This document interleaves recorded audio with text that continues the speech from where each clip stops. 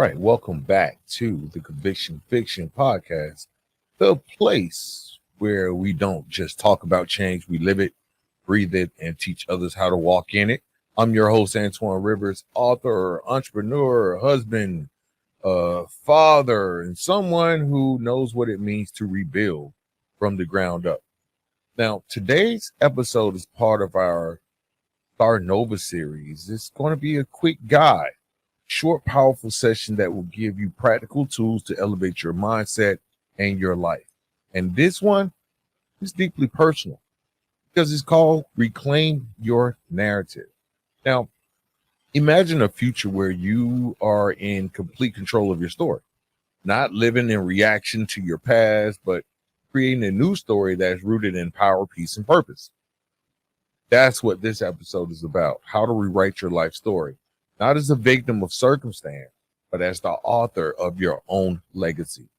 When I came home, I thought the hardest part was getting a job, but I quickly learned the real challenge was changing how I saw myself.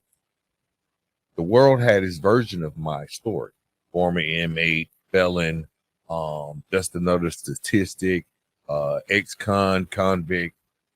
But deep down, I knew there was more to me.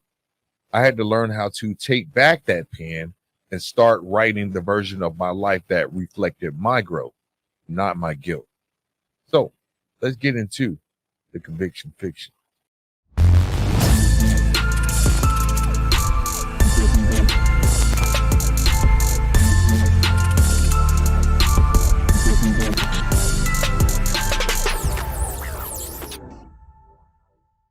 Now, before you can reclaim your narrative, you have to understand the story that's been written so far and who's been holding the pen.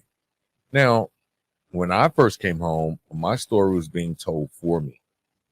People looked at me through the lens of my record, the amount of time that I had completed, the phone calls that I would, reach out asking for commissary money. Even simple things, applying for a job, trying to lease an apartment, or walking into a parent-teacher meeting, it carried like this silent judgment. And a lot of that I put on myself because I knew where I had been, and I automatically assumed people knew who I was, right? And since I was a father, where have you been for the last 15, 16 years, right? So now I'm showing up to parent meetings. I'm now showing up to all of the baseball games, stuff like that. So I can remember one time sitting across from a manager at a meeting for the little small business that I have, and he looked at my proposal and said, "Seemed really professional, Antoine, but tell me about that gap in your work history." Now, in that moment, I could feel the weight of my past sitting in the room. My record had entered the conversation before I even could explain who I was. That's when I realized if I didn't define my own story, the world was going to define it for me. There are going to be those gaps in resume, especially if you did some time. How do you explain a work history that started and they ended in 1998, or even further back for some of my long-term return citizens?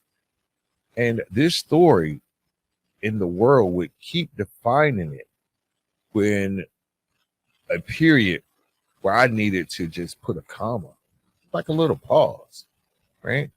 You see, most of us coming home are carrying two stories: the one written by the system and the one that's still unfolding inside of us. Now, the system is going to see numbers, they see charges, they see statistics, but inside, you might be rebuilding faith. You may be rediscovering what family, or even reigniting a dream. Now, understanding your current story means being honest, not about what people think of you, but about how you think of yourself. Do you still consider yourself a convict? Do you still consider yourself unworthy of being redeemed or unworthy of redemption? Are you feeling that you cannot have a second chance? Do you believe you can rewrite the story?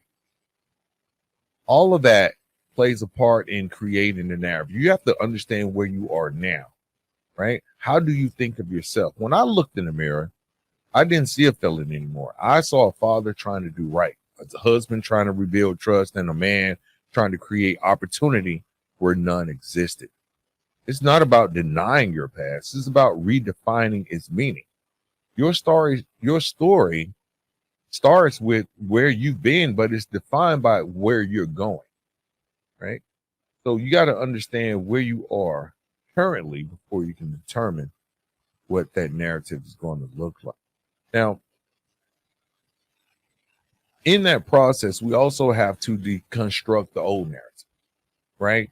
We have to deconstruct what was already built up. Now, deconstructing the old narrative is like tearing down a house that's been built on bad soil. You can't move forward if you're still living in a foundation of shame. So for years, I carried labels that weren't mine. Felon, the ex-con, at risk. Even after I started my little small business, I would hesitate to tell people where I came from. I'd say, yeah, I started this company to help commercial clients, but I'd avoid mentioning the part about how it started as a way to stay busy after I kept getting rejection letters from all these other employers where I wanted to work, but I was getting rejection letters because they didn't want to hire ex-con or the gaps in my resume were too large. Truth is, that label, felon, almost killed my confidence before I even got started. But one day, my wife asked me, she was like, why do you work so hard? I told her because every time I show up, I'm rewriting what they said about people like me. And that changed everything. Deconstructing the old story starts with separating your past actions from your present work. Yeah, we've made mistakes. I made mistakes, but I'm not my mistakes. I'm the man who learned from them. You are the listener who learned from your mistakes. That mindset shift will free you and see yourself differently, not as someone trying to escape your past, but as someone building something new from it. Another layer of the old narrative was emotional. I used to carry guilt for lost time, for broken trust and missed moments. I carried that guilt a long time. And as a husband, I had to learn that rebuilding wasn't about overcompensating. It was about being consistent. As a father, it was more about being consistent to the children that I left behind when I went away prison. I had to start showing up in ways that words couldn't fix. As a leader, I had to stop hiding my scars and start using them as lessons. The world loves to box you in, to say like you're either this or you're either that, right? It loves to box you in, but deconstructing your old story allows you to say, I was that, but I'm also this. And this is part of me that deserves to grow. Okay. When you strip away the labels, what's left is truth. And truth is where healing really begins. Now, after you've done all that, you've deconstructed it, you found out where you were, right? Once you've torn all that down, it's very important to create your new identity. And I'm not talking about going to get a new ID card or creating some false government identification. What I'm talking about is your identity as far as who you are, what you believe, what you stand for. Those character traits that make you. Because once you've torn down the old structure, you can start to build something brand new. This is the part where you get intentional, where you decide what kind of person, what kind of father you want, what kind of husband, if you want to get into entrepreneurship, what do you want to be known as? For me, crafting my new identity started with a vision. I remember sitting outside in the backyard. I had a little notebook and I was writing out everything I wanted my life to look like in 5 years. That's a lesson for you guys. If you are listening to the podcast and you are a follower, please go grab a notebook. Write out everything you want your life to be and what it should look like in 5 years. Now, for me, I wasn't thinking about perfection. I was thinking about direction. I wrote, um, I want to run my own business. In 5 years, I want to speak on stages about reentry. I want to coach my kids and coach other children, especially with baseball. I have an affinity for baseball because it's one of those games that gives you life lessons. You strike out, guess what? You're getting another chance. You just got to stay in the game. Okay. I also wanted in 5 years to build a strong marriage rooted in faith and communication. Now, those simple steps, those became my pillars, not just goals, but parts of my new identity. Then I started speaking those things out loud. Even before I saw them, I said, I'm a business owner. I'm a published author. I'm a man of purpose. And with time, my actions began to match my words because I was consistent. You can be consistent and make all of your dreams come true. When I wrote the first book, Changing the Narrative of Lockup, I didn't write it as someone who had made it. I wrote it as someone still becoming. If you've read that book, it's basically my story. It's the autobiography, and that's why it's probably the shortest book in my whole catalog of books, because I just wrote about where I came from and how I ended up going to prison. Didn't talk about the prison experience much. That's going to be in another book. And I created that narrative because I was just a regular kid. I was a regular young man growing up in Atlanta. Now, I wanted that book to be a mirror, proof that transformation is possible even when the world doubts you or you have the odds stacked up against you. As a husband, my new identity meant learning patience, understanding that rebuilding trust isn't instant. As a father, it meant being present even when I was exhausted from work. As a host of this podcast, it meant showing up for conversations that matter, even when they forced me to confront my own reflection, not to make a joke out of it, not to make a some type of comedic release for prison, because there are really tough steps that you have to go through in order to recreate your narrative. Crafting your identity isn't about pretending your past didn't happen. It's about designing your presence or right now with purpose. Your past explains you, but it doesn't define you. Your vision, where you see yourself, that's what defines you. So ask yourself, who do I want to be 5 years from now? Then start living like that person today. Pretty simple. Now, that strategic communication that you're having with yourself is part of your growth, because once you know who you are becoming, you have to start speaking and acting in alignment with that version of yourself. Early on, I learned that language is everything. When I introduce myself in meetings, I stopped leading with my past. I stopped saying I used to be incarcerated. Instead, I started saying I'm an entrepreneur who focuses on creating opportunities for people who are rebuilding. Same truth, different tone. That's narrative control. When people ask about my past now, I don't hide it. I frame it. I say that chapter of my life taught me about discipline, humility, and perspective. Now I help others navigate reentry through my podcast and through my book. That's not shame, that's strategy. Your story becomes more powerful when you control how it's told. And the more you live your truth unapologetically, the less people can weaponize it. Then comes action. Now, this is the tough part, Mark. For me, that meant starting River Pro, right? Starting the little commercial cleaning business. That meant coaching baseball games. That meant a commitment to writing. And it meant a commitment to using this platform, the Conviction Fiction, to amplify other voices, right? There had to be a dedication to what I was saying. I had to back it up. I had my vision. I wrote it out and I backed it up. Each of those was an action that aligned with my mission. to change the narrative of life after prison. Your new identity as leader, then lead with integrity. If it's going to be a provider, like start showing up with consistency. If you're going to be a teacher, if that's your outline for your next 5 years, you want to teach, then guess what? Start sharing what you've learned today. Okay. And here's something personal. When I first started the company, man, I didn't have fancy contracts or offices.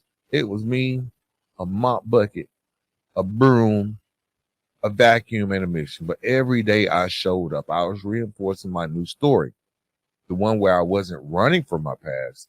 I was using it to fuel my purpose. So narrative control is about changing your past. It isn't about that. It's about mastering your response to your past. That's what it's all about. Now, once you all have all this stuff going, you understand where you are. You've come to grips to where you've been. You start creating that new identity, and you start acting on that new identity. The next part is about reclaiming or sustaining this new narrative that you created, right? You can be consistent for 5 weeks.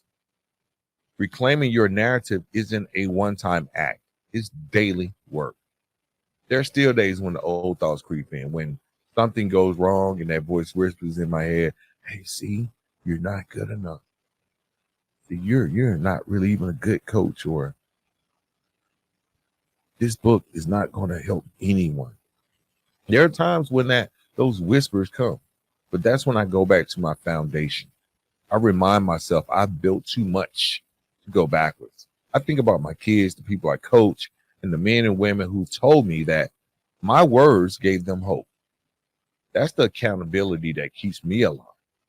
To sustain your new narrative, you need 3 things. You need community, you need reflection, and you need to celebrate. Now, when I talk about community, I'm talking about surrounding yourself with people who see the best version of you, not the broken one, not the people that keep throwing up in your face about who you were.